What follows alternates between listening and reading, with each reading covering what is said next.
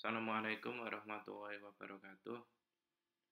Untuk pertemuan kedua kalinya akan membahas tentang pengantar identitas bahasa Indonesia itu sendiri. Bahasa Indonesia itu sebenarnya kapan dimulainya itu sudah sangat lama ya. Tidak tahu kapan pasti secara ilmiah kapan bahasa Indonesia itu hadir di bumi Nusantara. Cuma dalam beberapa peninggalan yang ada seperti manuskrip atau prasasti-prasasti di dataran Sumatera, bahwa bahasa Indonesia itu berusia lebih dari 1000 tahun ya. Itu dibuktikan dengan beberapa manuskrip yang ada itu memakai bahasa Melayu. Karena akar dari bahasa Indonesia sendiri adalah bahasa Melayu itu. Terus secara historis, bahasa Indonesia difungsikan sebagai bahasa persatuan. Ini secara historis ya. Karena di beberapa daerah di Indonesia itu banyak ragam bahasa ya. Kalau di Pulau Jawa itu sendiri pun ada bahasa Sunda, terus ada bahasa Madura, bahasa Jawa itu juga dibagi menjadi beberapa wilayah. Seperti bahasa Jawa yang di dataran Surabaya itu sangat berbeda dengan bahasa Jawa yang berada di daerah Trenggalek ataupun di daerah Lamongan. Contohnya bahasa daerah seperti kata kaspe gitu ya. Kaspe kalau di Jombang ini istilahnya kaspe ya. Kalau di Lamongan itu istilahnya wenyok dan itu sama-sama bahasa Jawa. Cuma ragam kosakatanya itu sangat banyak. Sehingga bahasa Indonesia di sini itu sebagai bahasa pemersatu. Seumpama ada beberapa orang itu pergi ke Irian atau beberapa orang pergi ke Kalimantan. Beberapa orang pergi ke dataran Aceh. Beberapa orang pergi ke dataran Jambi. Tiap daerah-daerah itu mempunyai bahasa lokal sendiri, sehingga fungsi bahasa Indonesia di sini sebagai bahasa pemersatu. Jadi orang Jawa yang pergi ke Sumatera itu bisa saling nyambung karena bahasa Indonesia adalah sebagai bahasa pemersatu. Ini secara historis ya, bagaimana bahasa Indonesia itu terbentuk dan fungsinya untuk apa. Terus kelahiran bahasa Indonesia sendiri dibagi menjadi dua pemahaman ya, secara politik dan secara yuridis. Kalau secara politik itu kelahiran bahasa Indonesia disahkan pada tanggal 28 Oktober 1928. 28 Oktober ini bertepatan dengan Hari Sumpah Pemuda ya. Sehingga bahasa Indonesia itu dianggap sebagai bahasa pemersatu. Salah satu poin penting dari Sumpah Pemuda itu adalah kami putra-putri Indonesia mengaku berbahasa satu bangsa Indonesia. Kami putra dan putri Indonesia mengaku bertanah air yang satu, tanah air Indonesia. Kami putra dan putri Indonesia menjunjung bahasa persatuan bahasa Indonesia. Tanggal 28 Oktober 1928 itu bagaimana anak muda di situ itu bersatu menginginkan adanya suatu kemerdekaan. Untuk menciptakan, mengharapkan suatu kemerdekaan itu pasti diperlukan adanya suatu persatuan. Maka bahasa ini dianggap sebagai persatuan dari berbagai suku untuk menciptakan suatu kekuatan baru. Itu maksudnya kayak gitu. Jadi nggak mungkin dong di Jambi dengan memakai bahasa-bahasa Kerinci seumpama, di Jawa, terus di Madura pun orang Jambi nggak paham bahasa Madura, pun orang Jawa nggak paham bahasa Madura. Jadi fungsi bahasa Indonesia di sini adalah sebagai identitas atau sebagai pemersatu untuk menciptakan suatu kekuatan. Itu secara politik. Terus secara yuridis ini bahasa Indonesia dianggap penting dan dianggap sebagai bahasa nasional itu pada tanggal 17 Agustus 1945. Di sini bahasa Indonesia itu sebagai puncaknya ya, puncak sebagai identitas nasional.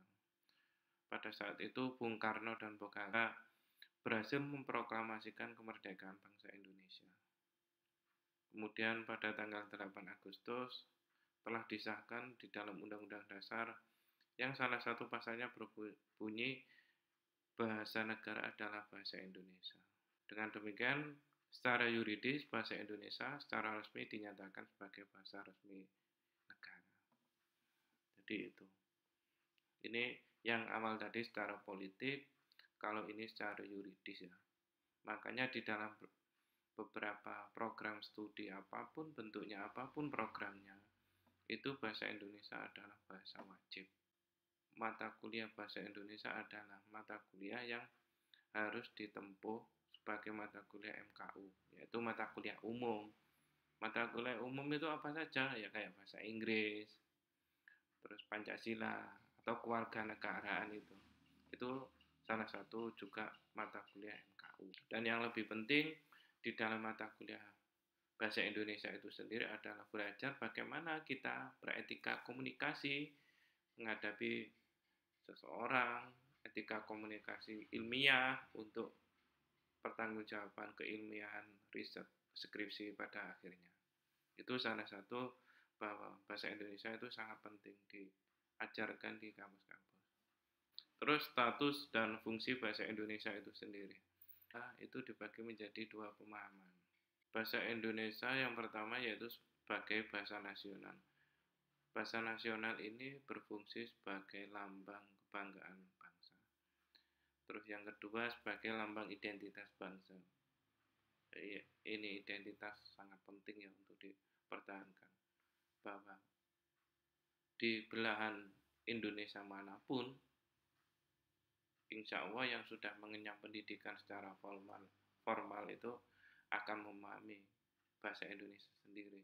Karena bahasa Indonesia itu sebagai bahasa nasional, sehingga pada saat pengajaran-pengajaran baik di tingkat TK, SD, SMP, atau SMA, bahasa nasional itu sebagai bahasa wajib. Terus yang ketiga yaitu alat pemersatu bangsa. Alat pemersatu ini termasuk politik negara bahwa bahasa Indonesia itu sebagai alat pemersatu bangsa.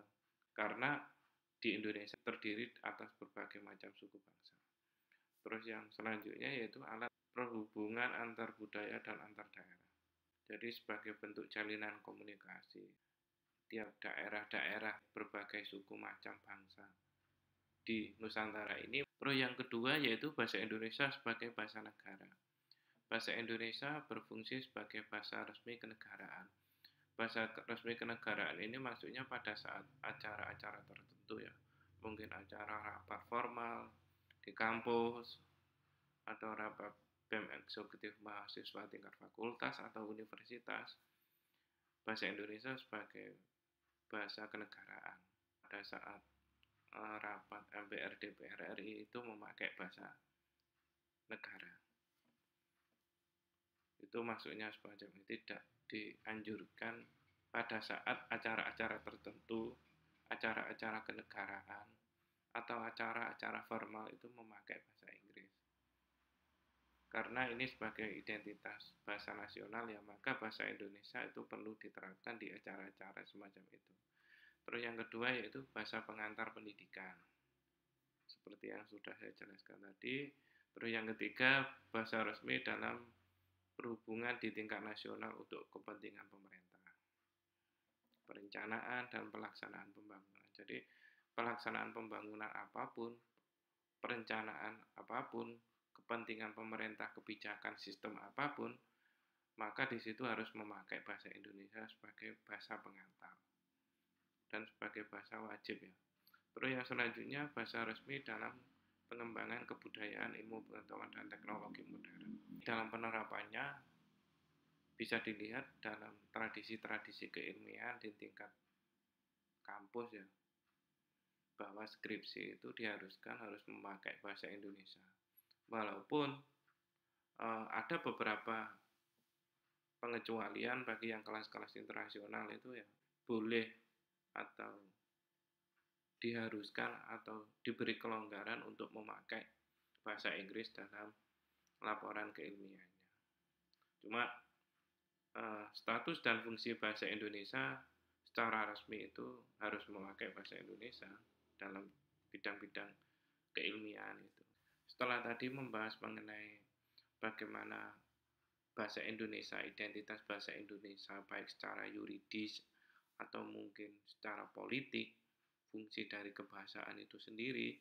Yang kedua, kita akan membahas mengenai penerapan kaidah bahasaan. Penerapan kaidah bahasa itu identik dengan suatu ejaan. Ejaan bahasa Indonesia itu sangat beragam.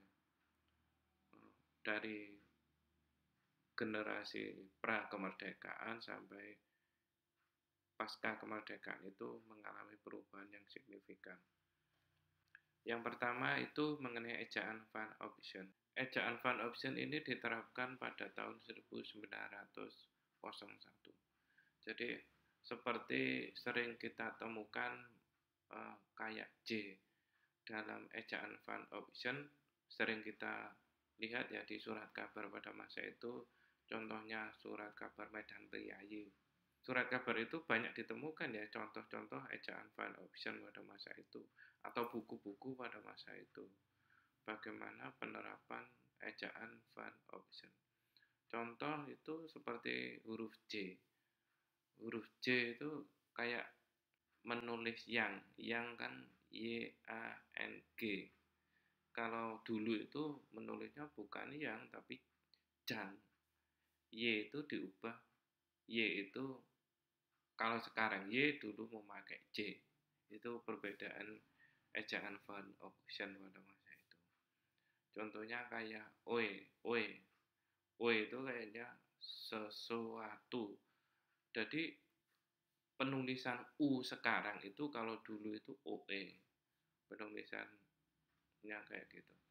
Sesuatu kayak gitu. Apapun huruf U itu harus diganti W pada masa itu. Itu suatu peraturan pada masa itu ya. Terus yang kedua, ejaan Swandi. Ejaan Swandi itu menggantikan ejaan Van Option. Ejaan ini mulai diterapkan pada tanggal 19 Maret 1947. Ejaan Swandi diresmikan untuk menggantikan ejaan Van Option pada masa itu. Seperti kayak ejaan OW, U, itu diganti U.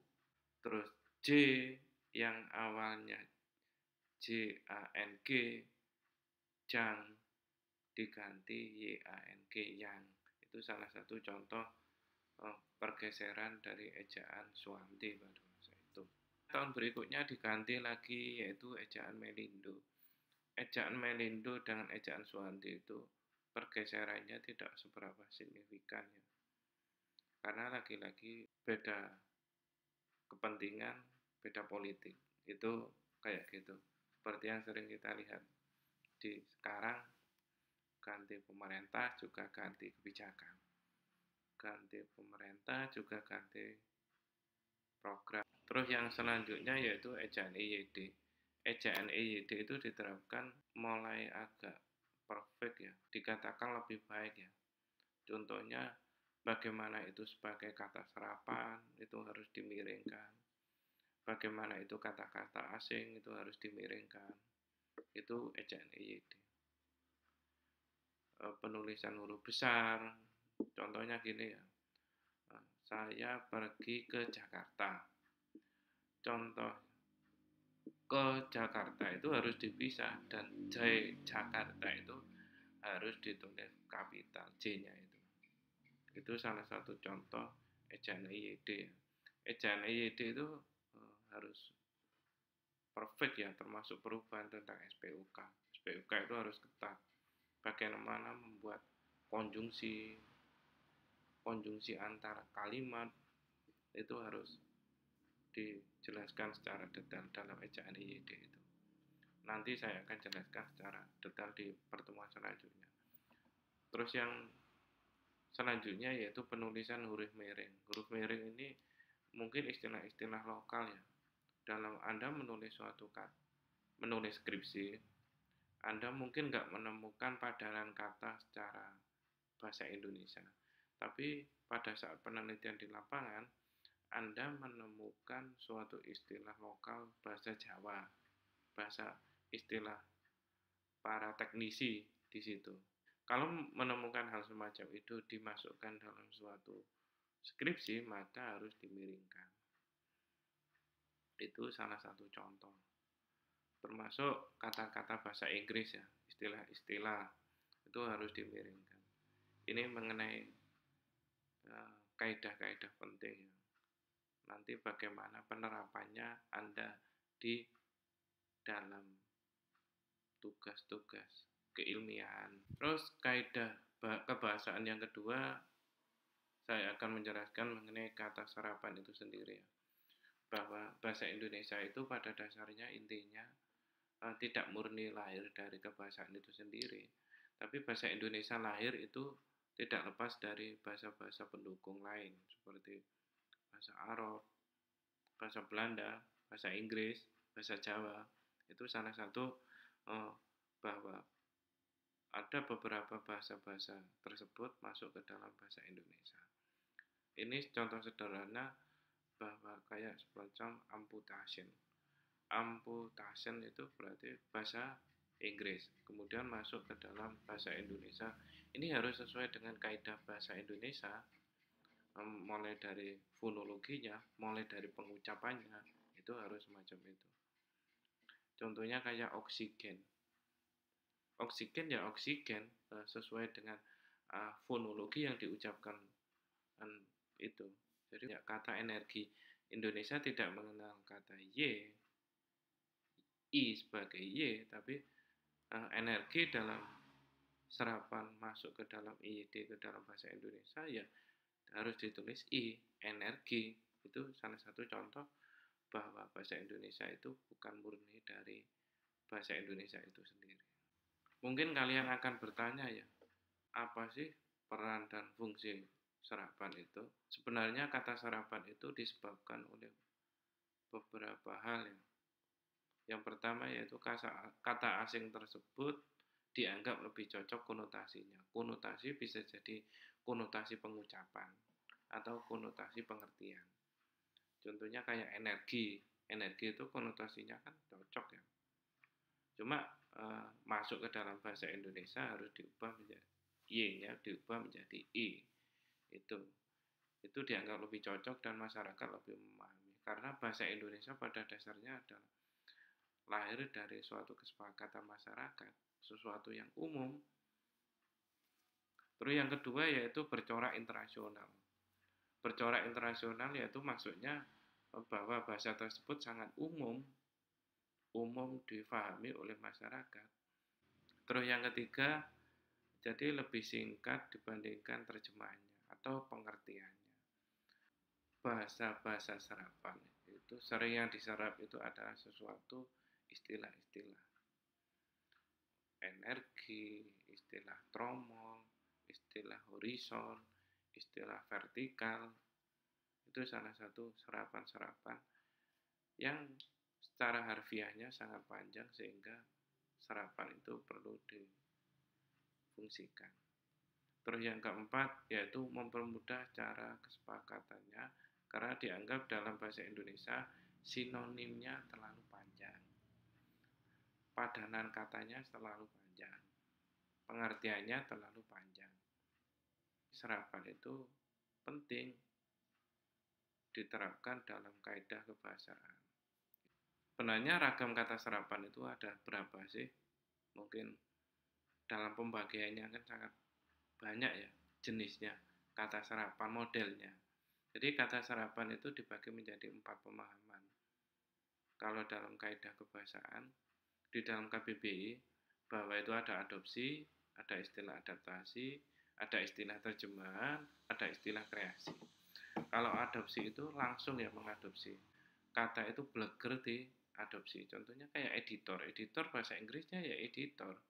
Pengertian editor ya editor sama. Terus mengenai adaptasi. Adaptasi itu pemakaian bahasa yang mengambil makna kata itu, sedangkan edaan dan cara penulisannya disesuaikan dengan ejaan bahasa Indonesia. Ini masalah fonologi ya, masalah mempermudah pengucapannya dan sesuai dengan kaidah kebahasaan Indonesia. Di dalam bahasa Indonesia, dalam ejaan yang disempurnakan itu tidak mengenal double. Contohnya kayak SS, esai, itu enggak mengenal. Esai berarti harus diubah menjadi esai. Itu salah satu proses bahasa asing masuk ke dalam bahasa Indonesia. Terus yang ketiga yaitu melalui terjemahan. Terjemahan yaitu penyerapan secara terjemahan kayak airport. Airport itu kan bandara. Itu semacam itu. Karena dianggap sebagai bahasa internasional sih. Airport diterjemahkan menjadi bandara. Terus kreasi itu hampir sama dengan terjemahan, hampir sama ya. Contohnya kayak corruption. Corruption itu kan bahasa Inggris. Kemudian dikreasikan menjadi bahasa Indonesia menjadi korupsi, yaitu penyalahgunaan keuangan. Itu salah satu kreasi. Orang lebih mudah memakai penyalahgunaan, juga lebih mudah memakai kata istilah korupsi. Demikian sedikit ulasan atau sedikit pemahaman wawasan apa yang sudah saya paparkan. Semoga memberikan manfaat ke depan. Semoga kalian sehat selalu di rumah beserta keluarga. Saya ucapkan banyak terima kasih. Assalamualaikum warahmatullahi wabarakatuh.